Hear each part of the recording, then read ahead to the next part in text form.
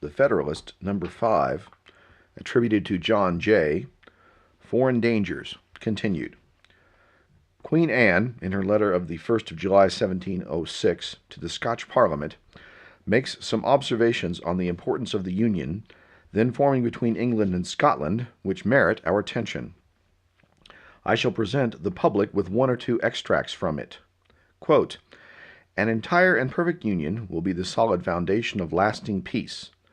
It will secure your religion, liberty, and property, remove the animosities amongst yourselves, and the jealousies and differences betwixt our two kingdoms. It must increase your strength, riches, and trade, and by this union the whole island, being joined in affection and free from all apprehensions of different interest, will be enabled to resist all its enemies." Unquote. Quote, "We most earnestly recommend to you calmness and unanimity in this great and weighty affair, that the union may be brought to a happy conclusion, being the only effectual way to secure our present and future happiness, and disappoint the designs of our and your enemies, who will doubtless, on this occasion, use their utmost endeavors to prevent or delay this union." Unquote. It was remarked in the preceding paper that weakness and divisions at home would invite dangers from abroad, and that nothing would tend more to secure us from them than union, strength, and good government within ourselves. This subject is copious and cannot easily be exhausted. The history of Great Britain is the one with which we are in general the best acquainted, and it gives us many useful lessons. We may profit by their experience without paying the price which it cost them. Although it seems obvious to common sense that the people of such an island should be but one nation, yet we find that they were for ages divided into three, and that these three were almost constantly embroiled in quarrels and wars with one another. Notwithstanding their true interest with respect to the continental nations was really the same, yet by the arts and policy and practices of those nations, their mutual jealousies were perpetually kept inflamed, and for a long series of years they were far more inconvenient and troublesome than they were useful and assisting to each other. Should the people of America divide themselves into 3 or 4 nations, would not the same thing happen? Would not similar jealousies arise and be, in like manner, cherished? Instead of their being joined in affection, and free from all apprehension of different interests, envy and jealousy would soon extinguish confidence and affection, and the partial interests of each confederacy, instead of the general interests of all America, would be the only objects of their policy and pursuits. Hence, like most other bordering nations, they would always be involved in disputes and war, or live in the constant apprehension of them. The most sanguine advocates for 3 or 4 confederacies cannot reasonably suppose that they would long remain exactly on an equal footing in point of strength, even if it was possible to form them so at first. But, admitting that to be practicable, yet what human contrivance can secure the continuance of such equality? Independent of those local circumstances which tend to beget and increase power in one part and to impede its progress in another, we must advert to the effects of that superior policy and good management which would probably distinguish the government of one above the rest, and by which their relative equality in strength and consideration would be destroyed. For it cannot be presumed that the same degree of sound policy, prudence, and foresight would uniformly be observed by each of these confederacies for a long succession of years. Whenever, and from whatever causes it might happen, and happen it would, that any one of these nations or confederacies should rise on the scale of political importance much above the degree of her neighbors, that moment would those neighbors behold her with envy and with fear.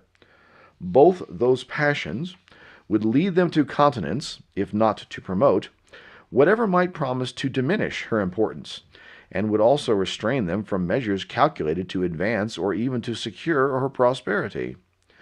Much time would not be necessary to enable her to discern these unfriendly dispositions. She would soon begin, not only to lose confidence in her neighbors, but also to feel a disposition equally unfavorable to them. Distrust naturally creates distrust, and by nothing is goodwill and kind conduct more speedily changed than by invidious jealousies and uncandid imputations, whether expressed or implied. The North is generally the region of strength, and many local circumstances render it probable that the most northern of the proposed confederacies would, at a period not very distant, be unquestionably more formidable than any of the others. No sooner would this become evident than the northern hive would excite the same ideas and sensations in the more southern parts of America, which it formerly did in the southern parts of Europe. Nor does it appear to be rash conjecture that its young swarms might often be tempted to gather honey in the more blooming fields and milder air of their luxurious and more delicate neighbors.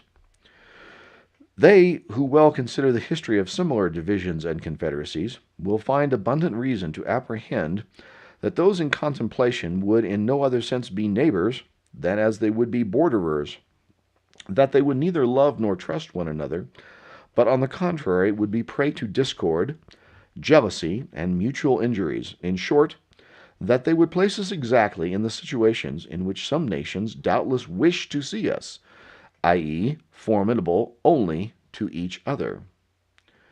From these considerations it appears that these gentlemen are greatly mistaken, who suppose that alliances offensive and defensive might be conformed between these confederacies, and would produce that combination and union of wills, of arms, and of resources, which would be necessary to put and keep them in a formidable state of defense against foreign enemies.